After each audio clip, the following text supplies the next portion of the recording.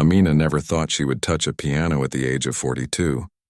Growing up, music had always been a luxury her family couldn't afford. Her father, a factory worker who spent long hours ensuring there was food on the table, often said that dreams wouldn't pay the bills. Her mother, though softer in her approach, agreed that practical skills were what kept a roof over their heads. So Amina learned to cook, to clean, to manage money carefully, but never to play an instrument. The sounds of music still followed her throughout life. She hummed while washing dishes, tapped rhythms on countertops when no one was watching, and sometimes, when alone in her car, she would conduct an imaginary orchestra with one hand while driving with the other. But these were private moments, little escapes from the routine of her life as an administrative assistant at Westfield Accounting, where she had worked for 15 years. On Tuesday afternoons, Amina would walk past the community center on her way to the bus stop. For months, she barely noticed the faded poster in the window advertising adult beginner piano lessons. Then one particularly dreary afternoon in October, as rain pelted down and turned the world gray, the poster seemed to glow with possibility. Amina stood there, her umbrella dripping, as commuters rushed past. "You're getting soaked just standing there," said a voice. Amina turned to see Mrs. Chen from the florist shop next door, struggling to lock up for the day. "Oh, I was just looking at this," Amina replied, gesturing toward the poster. Mrs. Chen glanced at it. "Piano, you play?"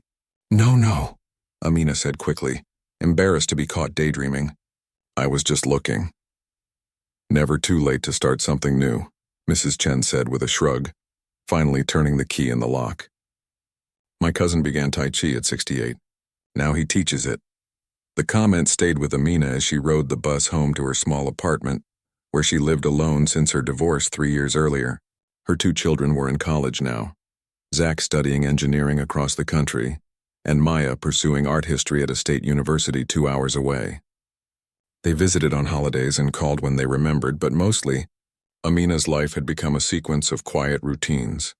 That evening, after microwaving a frozen dinner and flipping through channels without finding anything worth watching, she opened her laptop. Her fingers hesitated over the keyboard before she typed, "Too old to learn piano?" The search results surprised her. Stories appeared of people in their 60s, 70s, even 80s taking up instruments for the first time. Videos showed elderly hands moving awkwardly at first, then with increasing confidence over keys. Medical articles discussed the benefits of learning music later in life: improved cognitive function, reduced stress, even delayed onset of memory problems. "Huh," Amina said to her empty living room. She clicked on one video, then another. By midnight, she had made up her mind. Before she could talk herself out of it, she sent an email to the address on the community center's website. The response came the next morning while Amina was at work, making coffee for her boss, Mr. Reynolds. His preference for precise amounts of cream and sugar had become second nature to her after all these years. As she stirred carefully, her phone buzzed in her pocket. "There's one spot left in Thursday evening's beginner class. Can you make 7 p.m.? Amina nearly spilled the coffee. She quickly steadied her hand and finished her task, delivering the mug to Mr. Reynolds, who barely looked up from his computer to acknowledge her. Back at her desk, she typed a hasty, "Yes, I'll be there," while her heart raced. Thursday came both too quickly and not fast enough. Amina found herself standing outside the community center again, this time clutching a small notebook and wearing clothes she had changed 3 times before leaving her apartment. She had told no one about this, not her children, not her sister who called every Sunday, certainly not anyone at work. This was hers alone. The classroom was on the 2nd floor, a small room with 6 digital keyboards arranged in a semicircle. 4 people were already seated: a teenage boy with his mother, an elderly man with thick glasses, and a woman about Amina's age who smiled nervously. Amina chose the keyboard farthest from the door, slipping into the seat as quietly as possible. Their teacher arrived a few minutes later, a woman named Devi with silver streaks in her dark hair and a warm, patient manner. She explained they would start with the absolute basics: posture, hand position, the names of the keys. No pressure, no expectations of talent or previous knowledge. Music is a language, Devi told them, and like any language, it just takes practice and time. Your fingers will feel clumsy at first, that's normal. Your brain is making new connections. When Amina first placed her fingers on the keys as instructed, she felt ridiculous. Her hands looked all wrong, too stiff, too awkward, too old. The teenage boy seemed to pick up the first exercise immediately, while Amina struggled to remember which finger went where. "You're doing fine," Devi said quietly, adjusting Amina's wrist slightly. "Remember to breathe." Amina hadn't realized she'd been holding her breath. She exhaled and tried again. By the end of the hour-long lesson, Amina could play 5 notes in sequence, C, D, E, F, G, with her right hand. It wasn't music, not really, but it was a beginning. Her fingers ached slightly and her back was tense from sitting so straight. But underneath it all was a tiny spark of accomplishment. "Same time next week," Debbie said as they packed up. "And try to practice at least 15 minutes each day if you can." "I don't have a piano," Amina admitted. "Neither do I," said the other middle-aged woman, whose name was Parveen. "Devi suggested this." She pulled out her phone to show a piano app she'd downloaded. "It's not the same, but it helps remember the patterns." Amina downloaded the app on her way home. That night, she practiced her 5 notes over and over on the screen of her phone, the tiny electronic sounds barely audible in her quiet apartment. It was nothing like a real piano, but it was something. The next day at work, Amina found herself tapping her fingers on her desk in the same pattern, C, D, E, F, G, while waiting for documents to print. She caught herself and quickly stopped, looking around to see if anyone had noticed. The office remained as it always was, Mr. Reynolds barking orders through his open door, the accountants hunched over spreadsheets, the receptionist answering calls with practiced cheer. No one here would understand why a woman her age, with no musical background, would suddenly decide to learn piano. They'd think it was silly, a waste of money and time. Piano was for children with potential, for people with natural talent, for those who had started young, not for administrative assistants in their 40s who'd never shown any particular creativity. That weekend, Amina visited a music store. She had told herself she was just going to look, maybe pick up a beginner's book, but found herself drawn to the keyboards. A young salesperson approached and, to her surprise, didn't laugh when she explained she had just started lessons. "That's awesome," he said. "Lots of people start as adults. My dad took up guitar at 50. Amina left with an affordable portable keyboard and a stand that would fit in the corner of her living room. It wasn't a grand piano by any measure, just 5 octaves with basic functions. But when she set it up and pressed a key, the sound filled her apartment in a way her phone app never could. Every evening after work, and on weekend mornings before running errands, Amina practiced. Simple exercises at first, then basic songs. Hot cross buns, Mary Had a Little Lamb, the kind children learned, but she didn't care. Each small victory, each time her fingers found the right keys without her having to think too hard, brought a satisfaction she hadn't felt in years. She kept her new hobby a secret, setting up the keyboard only after work and putting it away if anyone was coming over. When her son Zach called from college to chat, she nearly told him but stopped herself. What if he thought it was weird? What if he laughed? Better to wait until she could actually play something worth hearing. By the 4th lesson, Amina could play with both hands, simple patterns, nothing complicated, but coordinating left and right felt like trying to pat her head and rub her stomach at the same time. Devi assured them all this was normal, that the brain needed time to build these connections. "You're making progress," Debbie told Amina after class. "You practice regularly, I can tell." The compliment warmed her more than it probably should have. At work, Amina was efficient but rarely praised. Mr. Reynolds expected perfection and only commented when something went wrong. Here in this small room with its 6 keyboards, her small steps forward were noticed and valued. 1 month into her lessons, Amina found herself humming the simple pieces she was learning while making copies at work. The melody wasn't complex, a beginner's version of Ode to Joy, but it had lodged itself in her mind. "What's that tune?" asked Tina from accounting, waiting her turn at the copy machine. Amina stopped immediately, embarrassed. "Oh, nothing. Just something I heard somewhere." But that brief exchange sparked a worry. How long could she keep this to herself? What would happen when people found out? The thought of her coworkers discovering her secret made her stomach tight with anxiety.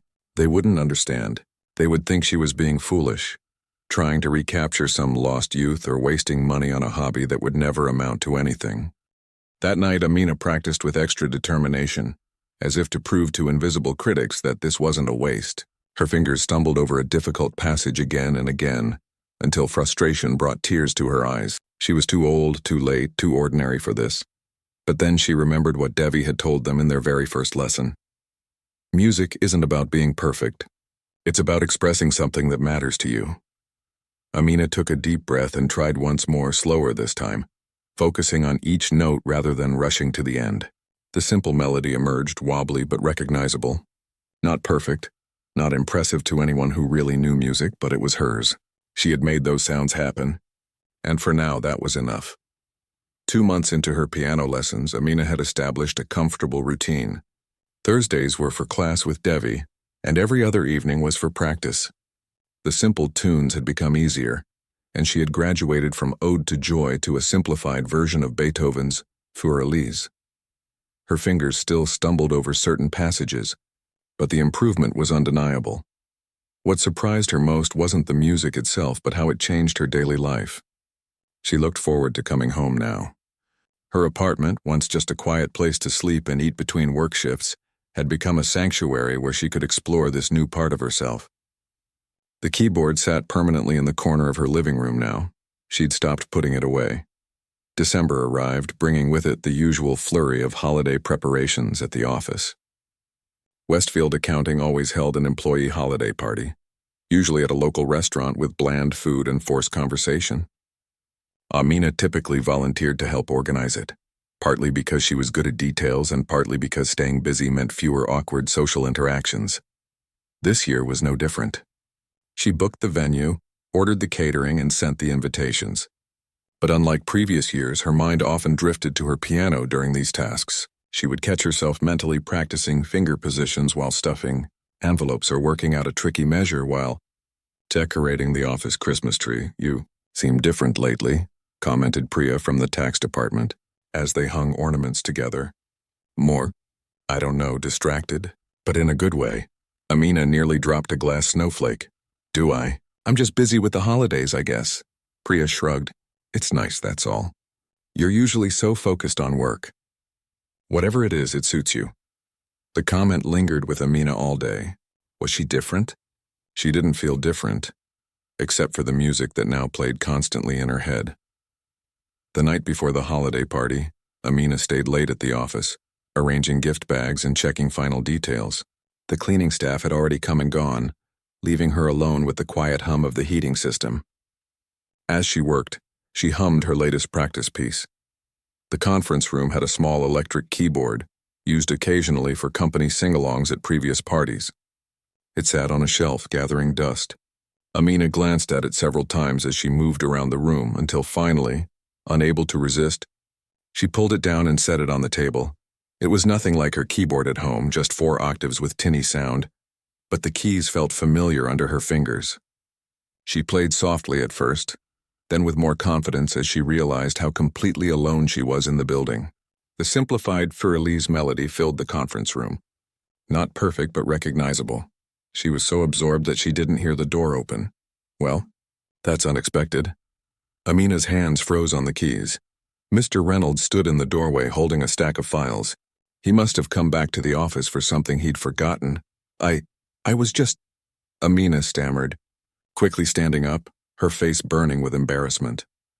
"I didn't know you played," he said, setting his files down. Not really. I'm just learning, just a beginner."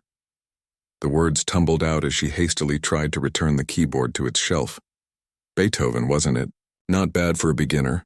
Amina paused, surprised by the lack of mockery in his voice. "You recognize it?" "My mother taught piano for 40 years, he said with a slight shrug. "Some things you can't help but absorb." He picked up his files again. "Don't stay too late, Amina. The party preparations look fine." And with that, he was gone, leaving Amina standing there, heart pounding as if she'd narrowly escaped something terrible. The holiday party was scheduled for the next evening. Amina arrived early, as always, to make sure everything was ready. She wore a simple red dress she'd owned for years but rarely had occasion to wear. As employees began to arrive, she busied herself with last-minute details, hoping everyone had forgotten about Mr. Reynolds catching her at the keyboard. No such luck. "Amina, I didn't know you were musical," called out Tina from accounting as she helped herself to punch. "The boss mentioned you were quite good." Amina nearly dropped the tray of appetizers she was arranging. Oh, he exaggerated. I'm just a beginner. Still, it's impressive to start something like that at... Tina caught herself. I mean, as an adult. Most people give up on learning new things after college. Before Amina could respond, Mr. Reynolds clinked his glass for the traditional holiday speech, as he thanked various departments and individuals for their work over the past year. Amina tried to blend into the background, hoping the subject of her piano playing had been forgotten. And finally, Mr. Reynolds said, wrapping up his speech, we have a special surprise this year. Our own Amina has been secretly studying piano, and I think we should persuade her to share a little of what she's learned. The room erupted in applause and encouraging calls. Amina felt the blood drain from her face. Play in front of everyone? Her fingers suddenly felt like wooden sticks, incapable of finding the right keys. Oh no, I couldn't possibly, she protested, backing away slightly. I'm really just a beginner. I've only been playing for 2 months. 2 months? Echoed Hal from the front desk. And you can already play classical music? Come on, let's hear it. Amina looked desperately around the room, searching for an escape, but found only expectant faces. Even Priya, who was usually kind, was watching with curious anticipation.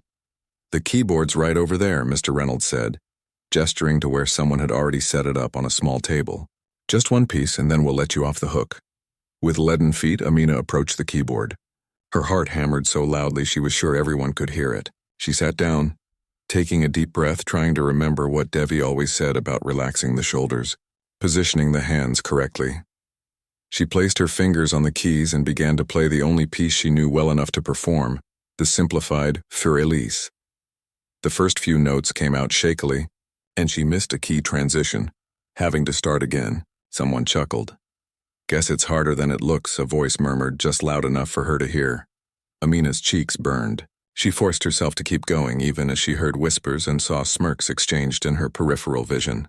The piece that had sounded so lovely in her empty apartment now felt childish and simple under these judgmental gazes. Impressive hobby for someone your age, said Hal, after she'd finished and people had offered polite if unenthusiastic applause. Though maybe something like knitting would be more achievable? I think it's cute, added Tina. My niece is learning piano too. She's 7. Amina nodded stiffly, retreating to the punch table where she busied herself refilling cups that didn't need refilling. The conversation moved on, but occasional glances and smiles in her direction made it clear that her performance had become a source of amusement. Later, as she helped clean up after most people had left, Mr. Reynolds approached her again. Sorry if I put you on the spot, he said, collecting abandoned glasses. I thought people would be impressed. It's fine, Amina replied automatically. Though it wasn't. You know, my mother always said that learning music was about the journey, not how quickly you reach the destination. He paused. Don't let them discourage you. Amina managed a small smile, but inside she felt hollow. The piano, which had brought her such private joy, now felt tainted by embarrassment. She didn't practice that night when she got home. Or the next. Her keyboard sat untouched in the corner of her living room, silently accusing her of giving up too easily. Thursday came, and with it, her regular lesson. Amina almost didn't go. She stood in her apartment, coat in hand, debating whether to text Devi with some excuse about feeling ill. But something, stubbornness perhaps, propelled her out the door. The classroom felt like a safe harbor after the storm of the holiday party. Devi greeted her warmly, and the other students were focused on their own progress, not on judging hers. When it was Amina's turn to show what she'd practiced that week, she had to admit she hadn't touched the keyboard since the party. Briefly, haltingly, she explained what had happened. Ah, Devi said, nodding with understanding. The first public performance is always terrifying, and even more so when it's unexpected. It wasn't the performance that bothered me, Amina said, surprising herself with the admission. It was the reactions, the way they looked at me like I was foolish, like this whole thing is just some sad middle-aged fantasy. Parveen, who sat at the next keyboard, turned to her. I haven't told anyone at my job either. My husband thinks it's great, but I know my coworkers would never understand. People can be cruel about things they don't understand, the elderly man with thick glasses added. When I told my son I was taking these lessons, he asked if I was having some kind of late-life crisis. Devi looked at each of them in turn. Learning anything new makes us vulnerable. Music especially so, because it's so personal. But think about why you started this. Was it for their approval? Amina thought about it.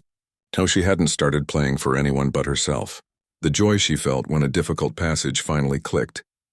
The peace that came from focusing entirely on the music. Those belonged to her, regardless of what anyone at Westfield Accounting thought. This week, Devi said, I want each of you to think about why music matters to you. Not to anyone else, to you. And next time, we'll start a new piece. Something a little more challenging. On the bus ride home, Amina found herself mentally playing scales, her fingers twitching slightly on her lap. By the time she reached her apartment, she knew she couldn't give up. Not because of some misplaced pride or desire to prove others wrong, but because the music itself had become too important. That night, she sat down at her keyboard again. The familiar feeling of the keys beneath her fingers felt like coming home after a long absence. She played through For Elise, embracing the imperfections, allowing herself to simply enjoy the process again. When she finished, she realized she was smiling. Let them mock her if they wanted. This was hers, and she wouldn't let anyone take it away. January brought freezing temperatures, gray skies, and a chilly atmosphere at Westfield Accounting. The holiday party incident had faded from active gossip, but Amina still caught occasional smirks when she walked into the break room. Someone had even left a children's piano book on her desk one morning. She'd thrown it away immediately, refusing to give anyone the satisfaction of seeing her upset. At night, though, her apartment remained a refuge. The keyboard waited faithfully in its corner, offering comfort after long days of subtle workplace mockery. Amina found herself playing with more determination than before, as if each correctly executed note was a small victory against those who doubted her. Devi had introduced their class to a new piece, Bach's Minuet in G, more complex than anything they'd attempted before. The left and right hands played independent melodies that had to weave together perfectly. Amina struggled with it at first, her fingers refusing to move independently of each other. It's like trying to pat your head and rub your stomach at the same time, complained Parveen during one lesson. Exactly, Devi agreed. You're building new neural pathways. It takes time.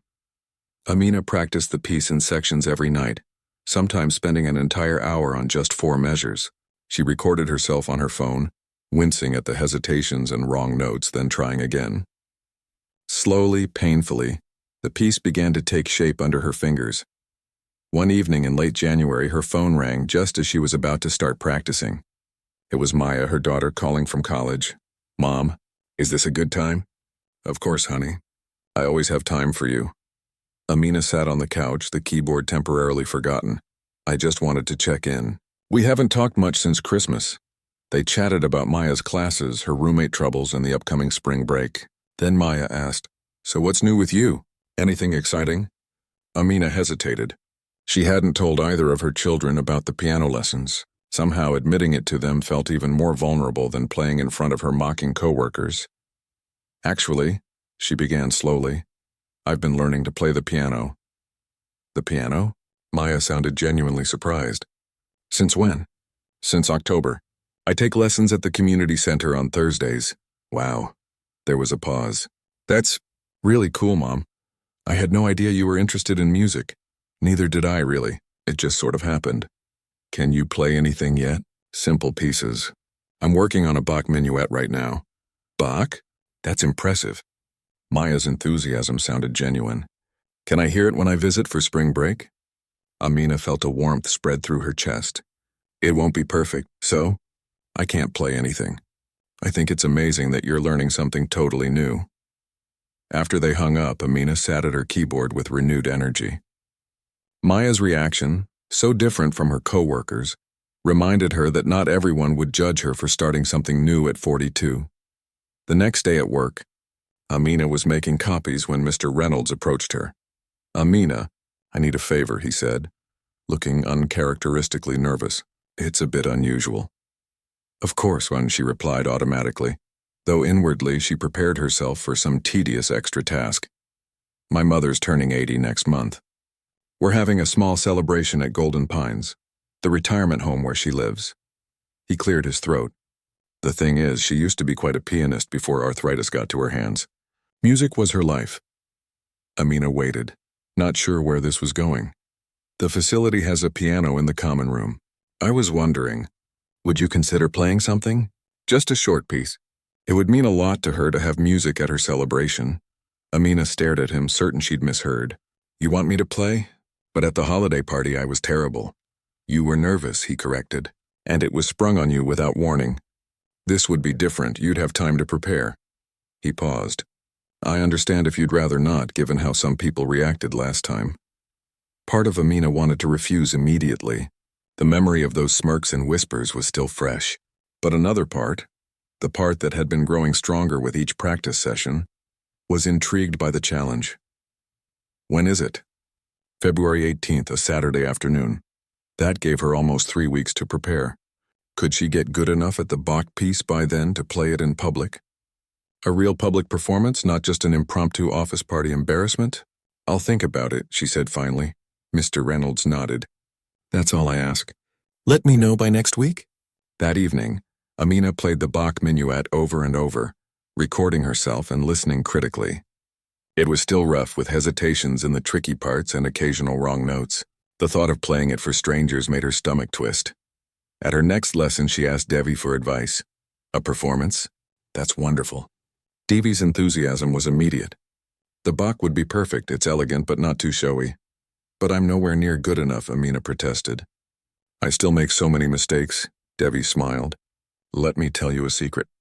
Even professional pianists make mistakes in performances. The difference is they don't stop or apologize, they just keep going.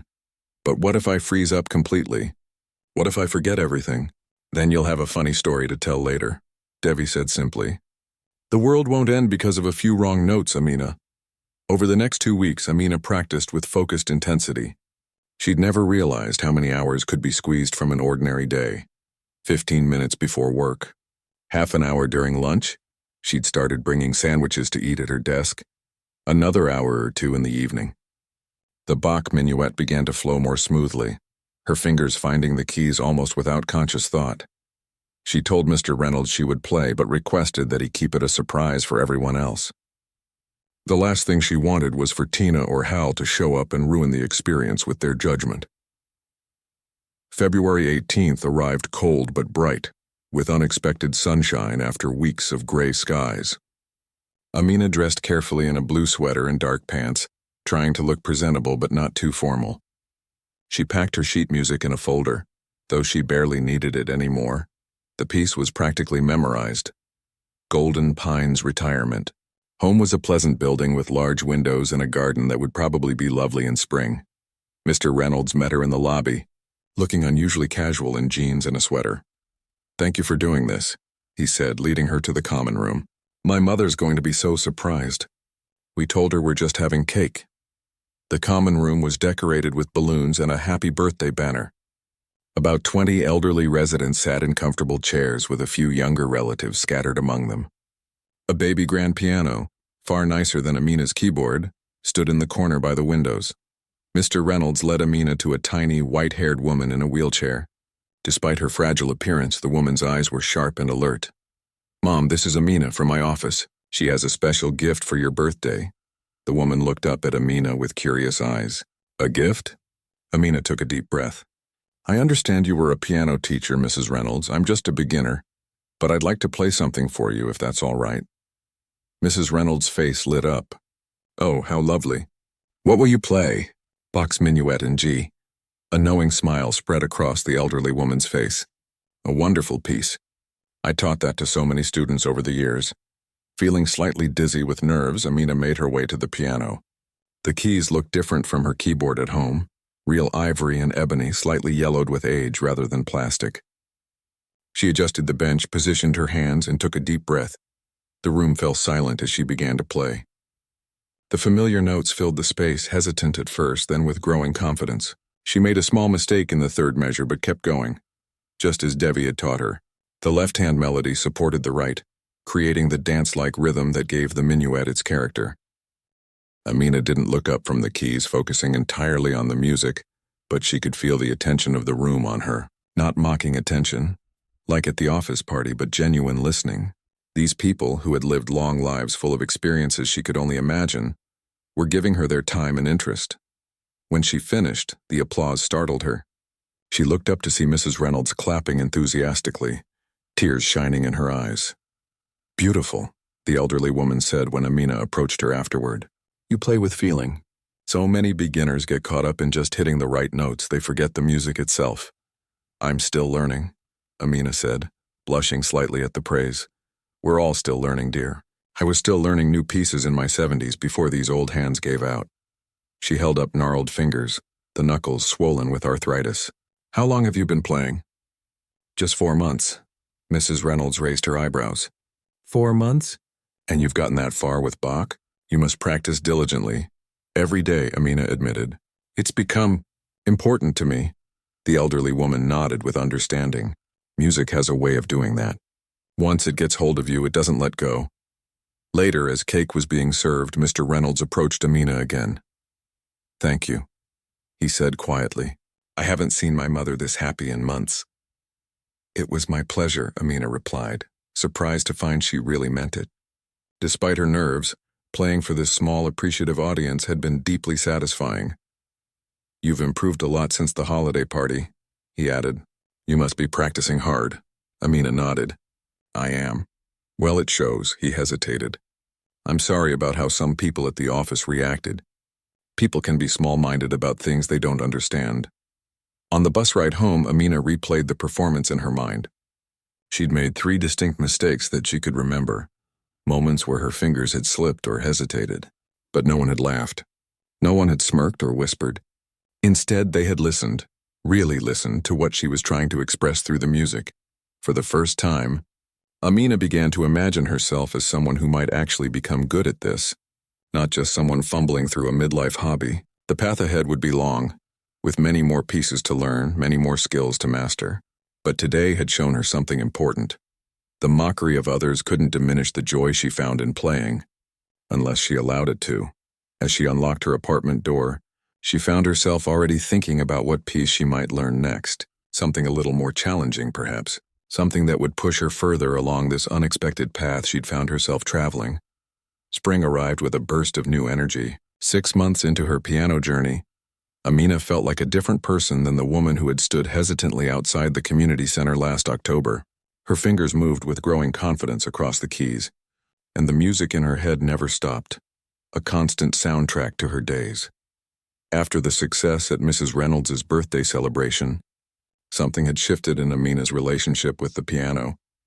What had begun as a secret hobby, then become a source of embarrassment, had transformed into something she was cautiously proud of. She no longer practiced with her apartment windows closed, worried that neighbors might hear and judge her mistakes.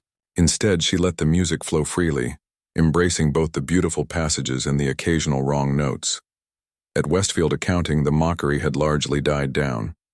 Occasionally, Hal would still ask if she'd learned any nursery rhymes lately, but most people seemed to have found more interesting topics for office gossip. Mr. Reynolds had even started stopping by her desk sometimes to ask about her progress, showing a side of himself Amina had never seen in 15 years of making his coffee and organizing his files. "My mother keeps asking about you," he told her one afternoon in late March. "She was impressed by your dedication," Amina smiled, warmed by the thought that a real pianist had seen potential in her playing. "Actually," Mr. Reynolds continued, looking slightly uncomfortable, "she wanted me to give you this." He handed Amina a small paper bag. Inside was a book of piano music, Chopin's Preludes. "She said you might not be ready for most of these yet, but there's one." He flipped to a page marked with a paperclip. "Prelude in E minor. She thinks you could handle this one with some practice." Amina stared at the sheet music, intimidated by the composer's name alone. Chopin was for real pianists, not beginners like her. "It's simpler than it looks," Mr. Reynolds added, seeing her expression.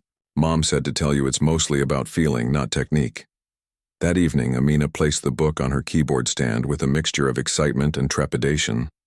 The Prelude in E minor looked deceptively simple. No complicated runs or trills, just chords and a melody that repeated with subtle variations. She played through it slowly, one hand at a time, getting a feel for the piece. Unlike the Bach minuet with its precise mathematical structure, this music seemed to breathe with emotion. The minor key gave it a melancholy quality that resonated somewhere deep in Amina's chest. Even played slowly and imperfectly, the beauty of the composition shone through. At her next lesson, she showed the book to Devi. Chopin. Devi's eyebrows rose. That's ambitious. Mrs. Reynolds, my boss's mother, gave it to me. She suggested this prelude specifically. Amina pointed to the marked page. Is it too advanced for me? Devi studied the music, then smiled. She chose well. This particular prelude is technically accessible but emotionally complex. It's actually a perfect next step for you. Really? Amina had been half expecting to be told to wait another year before attempting anything by Chopin. Really? Your Bach playing has improved dramatically. Your fingers are ready for this. The question is whether you're ready to focus less on hitting the right notes and more on expressing feeling. Over the next few weeks, the Chopin prelude became Amina's obsession. She practiced it every evening, recording herself and listening critically, trying to shape the phrases as Devi had demonstrated. Sometimes she closed her eyes while playing, focusing on the emotional quality of the music rather than the technical aspects. Spring break arrived, bringing Maya home from college for a week. Amina had cleaned the apartment thoroughly, stocked the refrigerator with Maya's favorite foods, and after some deliberation, left the keyboard set up in its usual spot. When Maya noticed it, her eyes lit up. So this is the famous piano. Can I hear something? Amina hesitated. Playing for strangers at the retirement home had been nerve-wracking enough, but playing for her daughter felt even more vulnerable. Please, Mom. I've been bragging to my roommate about how you're learning Bach. Actually, Amina said, sitting down at the keyboard, I've started working on some Chopin too. Maya's eyes widened. Seriously? That's impressive. Don't get too excited. It's one of his simpler pieces. Amina positioned her hands on the keys, took a deep breath, and began to play the E minor prelude. The opening chords came easily. She'd practiced them hundreds of times by now, and the melody flowed naturally from her fingers.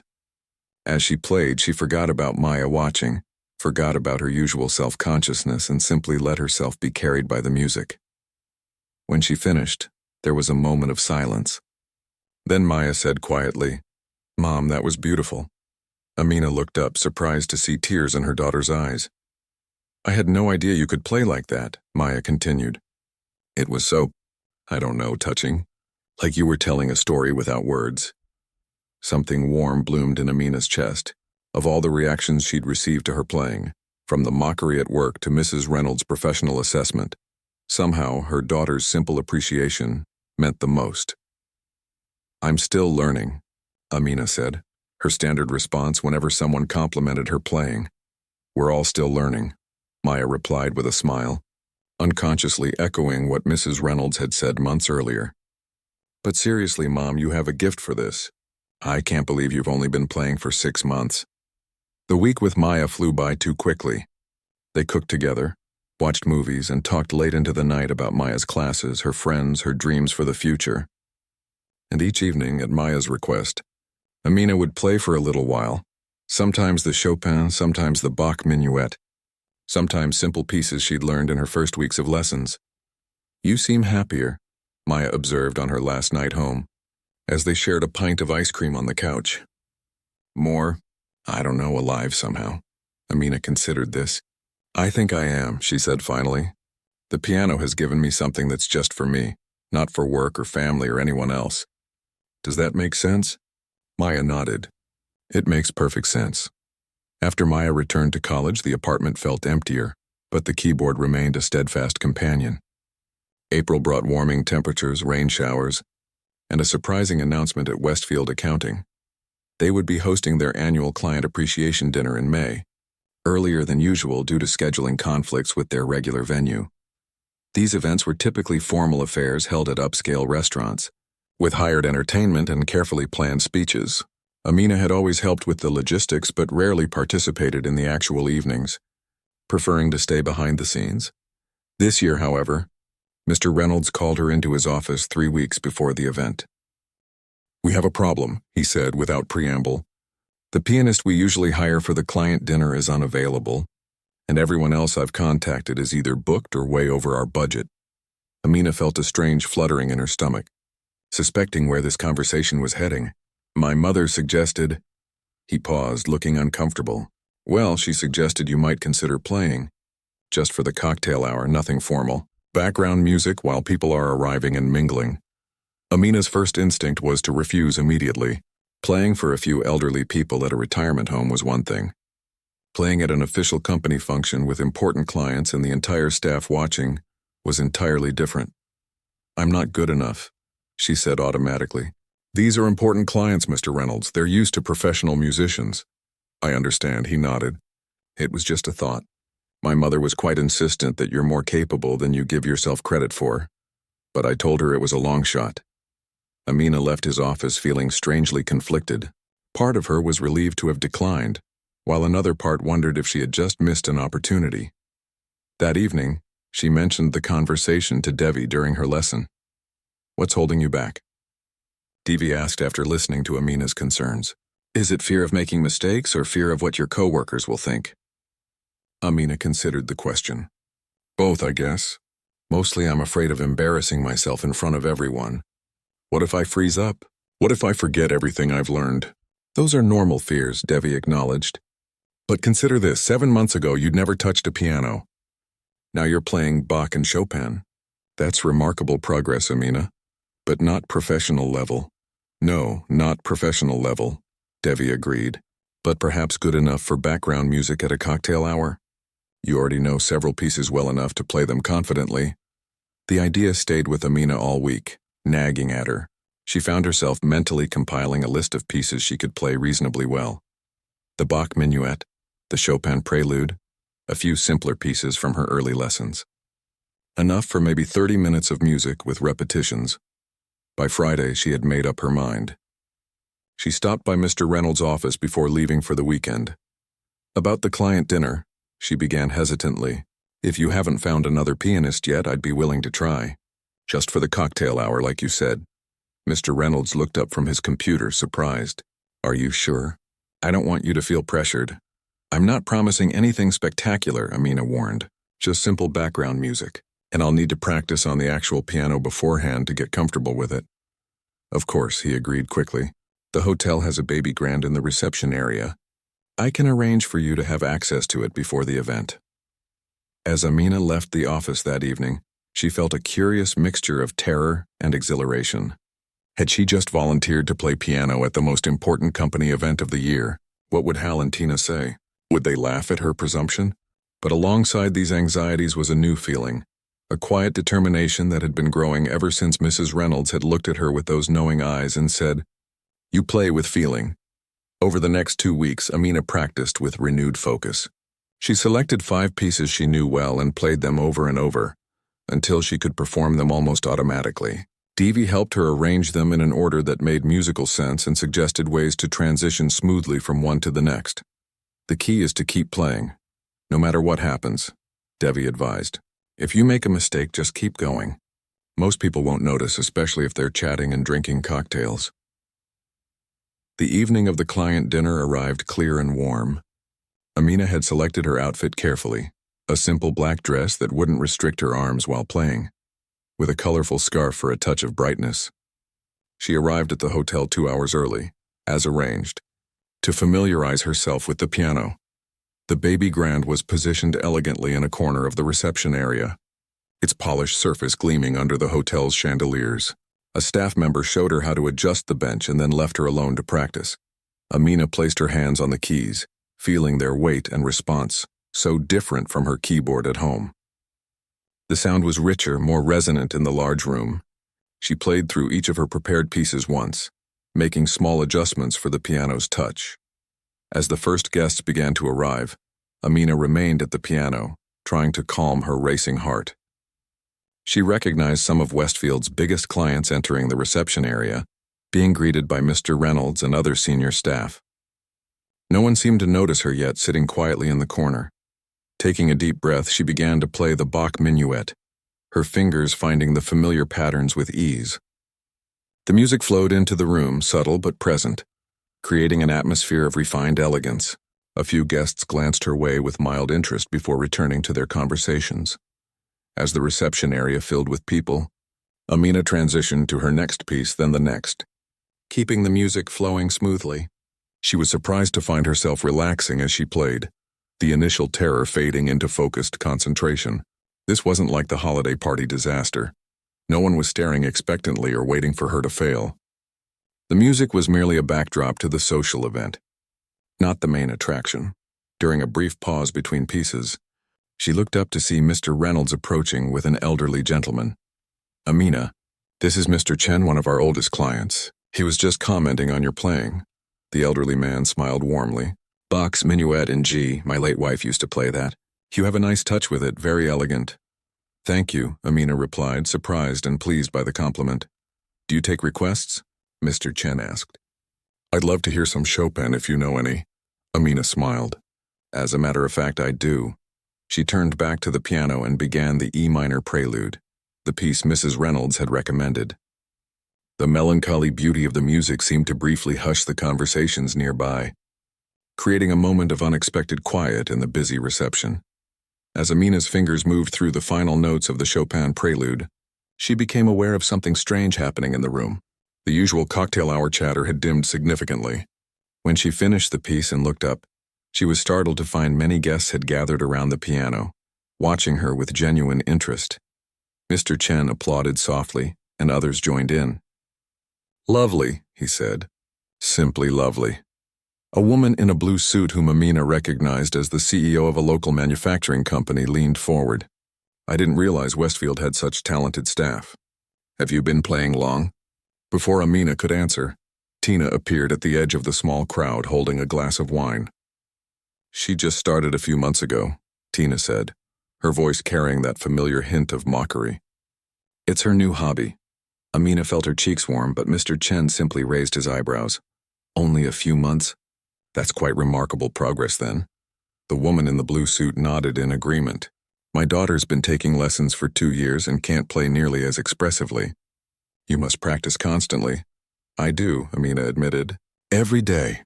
Passion makes all the difference," Mr. Chen said with a knowing smile. "You can hear it in the music." Amina glanced at Tina, whose smirk had faded into a look of confusion. Clearly this wasn't the reaction she had expected from the clients. "Would you play something else for us?" asked another guest. With growing confidence, Amina turned back to the piano and began her next piece, a Schumann melody Devi had introduced her to just 2 weeks earlier. She was less sure of this one, and she made a small mistake in the middle section, but she kept going, remembering Devi's advice not to stop or apologize. As she continued to play through her prepared pieces, Amina gradually lost awareness of who was watching. The music filled the elegant room, creating an atmosphere that seemed to please the guests. Some stayed near the piano, listening attentively, while others moved away to continue their conversations, the music becoming a sophisticated backdrop to their networking.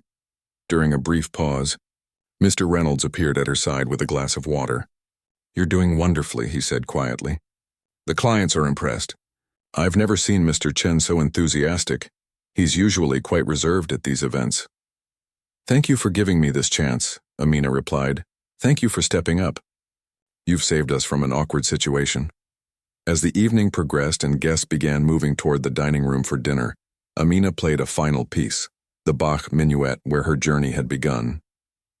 Her fingers found the familiar notes with ease, and she realized how far she had come since those first stumbling attempts 6 months ago. When she finished, the applause was genuine and warm. Several clients stopped to compliment her as they passed, and even a few of her co-workers nodded with something like respect. Hal walked by with a client but averted his eyes, perhaps remembering his cutting remark about knitting being more achievable for someone like her.